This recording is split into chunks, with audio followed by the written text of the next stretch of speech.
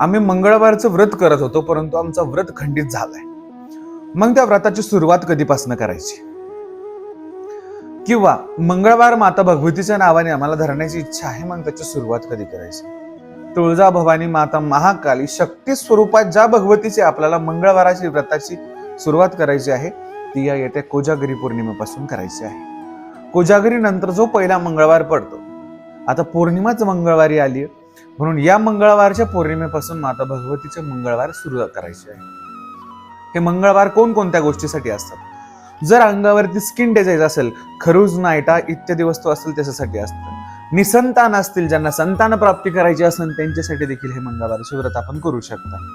दुसरी महत्वाची गोष्ट, इच्छापूर्तीसाठी किंवा आपल्या घरात कलेश राहते, धनधान्याची कमी पडते, तर माता भगवतीची मंगळवारची उपासना जी आहे ते आपल्याला करायची आहे. अहिल्यानगर काळमाता तुळजाभवानी देवस्थान पोखर्डीवरनं मी तुम्हाला ही माहिती दिली.